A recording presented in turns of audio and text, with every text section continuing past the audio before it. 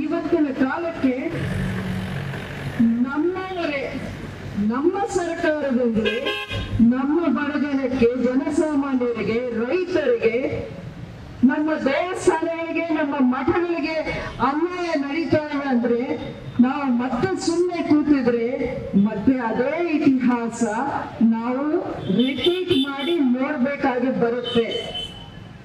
ಇದೊಂದು ಎಚ್ಚರಿಕೆಯ ವಿಷಯ ಮಾತ್ರ ಅಲ್ಲ, ನಾವು ಪ್ರತಿಯೊಬ್ಬರು ನಮ್ಮ ಭವಿಷ್ಯದಲ್ಲಿ ನಮ್ಮ ಮುಂದೆ ಏನಿದೆ ಅನ್ನೋದು ನಮ್ಮ ಕಣ್ಣು ಮುಂದೆ ತುಂಬಾ ಸ್ಪಷ್ಟವಾಗಿ ಅವರು ತೋರಿಸ್ಕೊಡ್ತಾ ಇದ್ದಾರೆ. ನಾವು ಅದನ್ನ ಎಲ್ಲೋ ಮಿಸ್ ಮಾಡ್ತಾ ಇದೀವಿ, ತಿಳ್ಕೊಳ್ತಾ ಇಲ್ಲ. ನಾವು ಅದನ್ನ ನಾವು ಗಂಭೀರವಾಗಿ ತಗೊಳ್ತಾ ಇಲ್ಲ ಅನ್ನೋ ಒಂದು ವಿಚಾರ ನಾನು ನಿಮ್ಮಲ್ಲಿ ಹೇಳಕ್ ಇಷ್ಟಪಡ್ತೀನಿ. ಇದು ನನಗೆ, ನಿಮಗೆ ಅಥವಾ ಒಂದು ಪಕ್ಷಕ್ಕೆ, ಒಂದು ಸಮುದಾಯಕ್ಕೆ ಮಾತ್ರ ಸಂಬಂಧಪಟ್ಟಿದ್ದ ವಿಷಯ ಅಲ್ಲ.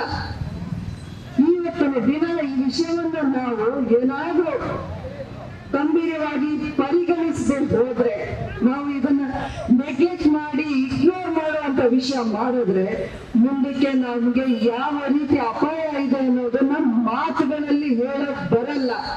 ಆವತ್ತು ತುಂಬಾನೇ ಲೇಟ್ ಆಗೋಗ್ಬಿಡುತ್ತೆ, ನಮ್ ಕೈಯಿಂದ ಎಲ್ಲ ತಪ್ಪು ಹೋಗುತ್ತೆ.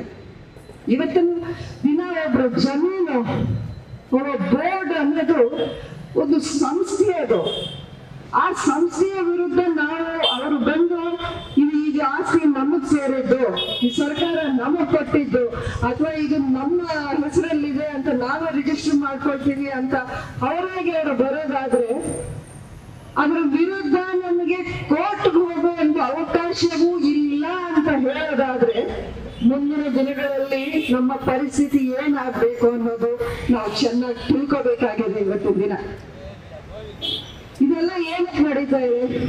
ಈ ವಕ್ಫ್ ಬೋರ್ಡ್ ಅನ್ನೋದು ಇವತ್ತಿಂದೇನಲ್ಲ, ಎಷ್ಟೋ ವರ್ಷಗಳಿಂದ ಇದ್ದಾರೆ. ನಾವೆಲ್ಲ ಹುಟ್ಟಿದಾಗಿಂದನೂ ಇದೆ ಬಹುಶಃ ಈ ವಕ್ಫ್ ಬೋರ್ಡ್ ಅನ್ನೋದು. ಈ ನಿನ್ನೆ ಇವತ್ತು ಹುಟ್ಟಿದಾಗ ನಾವು ಯಾವ ಸಮುದಾಯದ ವಿರುದ್ಧ ಅಲ್ಲ. ಸಮಾಜದಲ್ಲಿ ಎಲ್ರೂ ಬೆಳಿಬೇಕು, ಎಲ್ರಿಗೂ ಸಮವಾಗಿ ಅವಕಾಶಗಳು ಸಿಗ್ಬೇಕು. ಹಾಗೆ ಅಂತ ಒಂದು ಸಮುದಾಯನ ನೀವು ಓಲೈಸೋಕೆ ಇನ್ನೊಂದು ಸಮಾಜದ ವಿರುದ್ಧ ಅಥವಾ ನಮ್ಮಲ್ಲೇ ನಮಗೆ ಒಂದು ದ್ವೇಷನ ಹುಟ್ಟಿಸಿ ಒಂದು ವಿಭಜನೆ ಮಾಡುವಂತ ಕೆಲಸ ಇವತ್ತು ನಡೀತಾ ಇದೆ ಅನ್ನೋದು ನಾವು ತಿಳ್ಕೋಬೇಕಾಗಿದೆ. ಯಾವ ಸಮುದಾಯದ ವಿರುದ್ಧವೂ ಅಲ್ಲ ಇದು ಸರ್ಕಾರ ಮಾಡುವಂತ ಒಂದು ತಪ್ಪು. ಅದನ್ನು ನಾವು ಇವತ್ತು ಖಂಡಿಸ್ತಾ ಇದ್ದೀವಿ.